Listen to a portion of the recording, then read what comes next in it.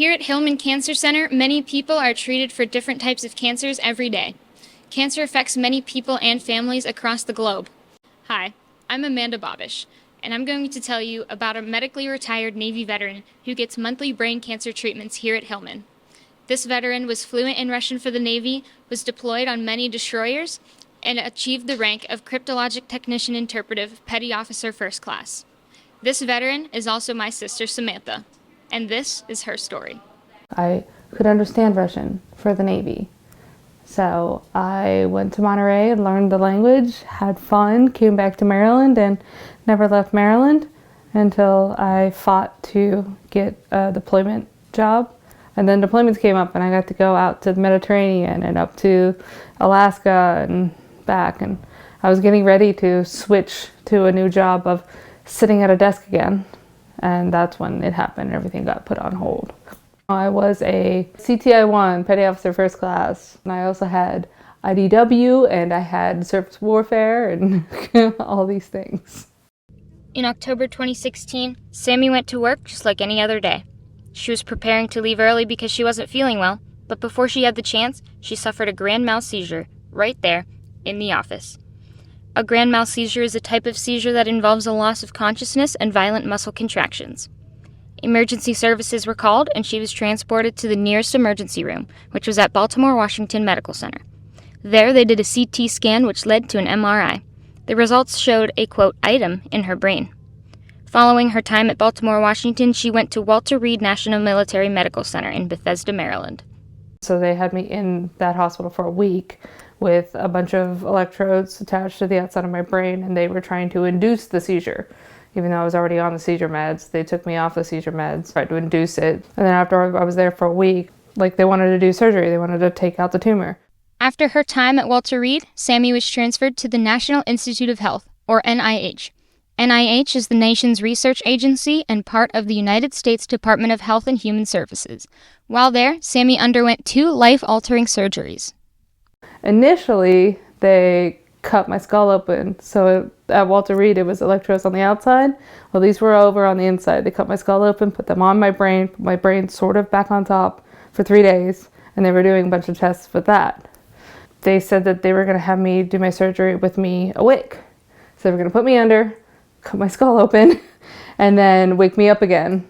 And they were going to ask questions and do all that stuff. So then I went back in for the surgery, for the actual surgery. So I went back in.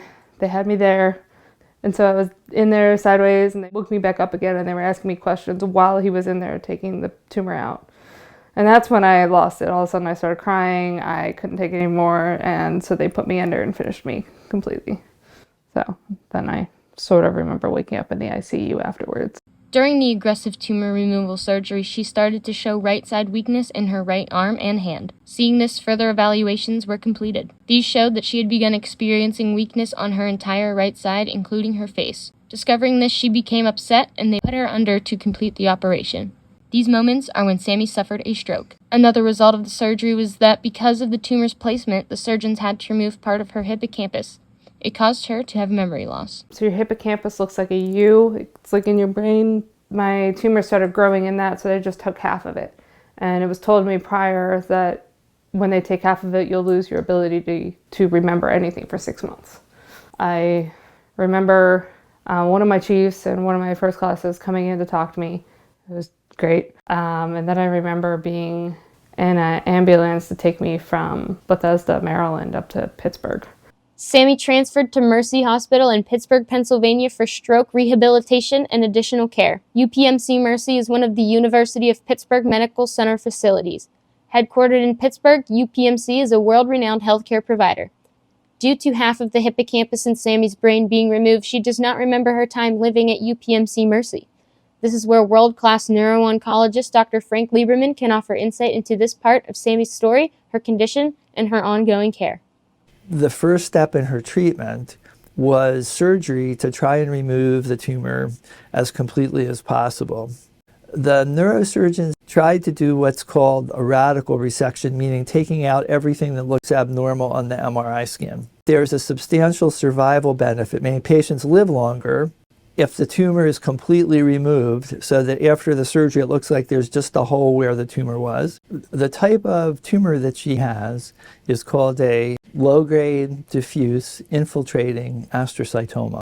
So she had a very aggressive operation that asked her to accept really substantial neurologic deficits of the results of the surgery. Immediately post-operatively, she had language difficulty, she had weakness on the right side, she had trouble walking. Yep, just straight.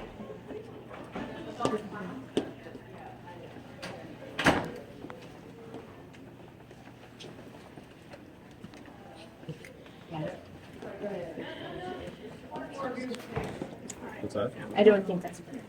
She's flexing her hip and her knee. Oh, yeah. In the immediate post-op period, I think she was facing the potential outcome that she wouldn't really be able to return to what she was doing before. But your sister has an indomitable will, and through protracted physical therapy, speech therapy, she really battled back to where she is functionally doing almost everything she was doing before, including, quite to my amazement, like skiing and snowboarding. It's great, but I'm tired. I think that the surgical team that did the surgery factored into their surgical planning what they knew of your sister, which was that, she was a young woman, very healthy, a conditioned athlete with no other medical problems. And I think her indomitable will probably showed through from the very beginning. It's really been a phenomenal, exemplary recovery and return in many ways to the life that she had before, and even better because she actually wound up getting married.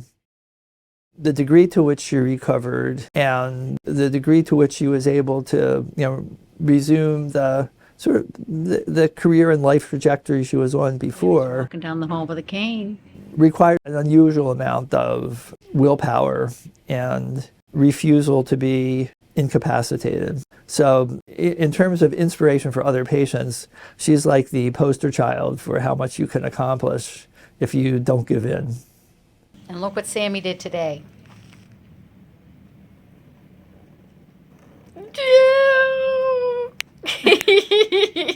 Well, Dr. Lieberman is awesome. I may start crying here.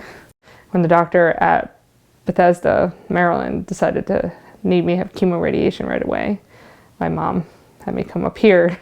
He had gotten all the information from NIH and all the information from Bethesda, and he looked at all of that. So he was just like, we'll just, MRI every now and then. He just wanted me to go and live my life. And when it did come back in October of 20, then he was like, we got this drug trial. You can go be human. You just need to come back here every month. I'm like, okay. I think the standard of practice has become trying to interpose these clinical trial drugs. And I think your sister's had a very good result so far. So now I cox crew boats. I learned how to row again. I go swimming. We go do all these things, and I just have to take a pill every day. It's thanks to him.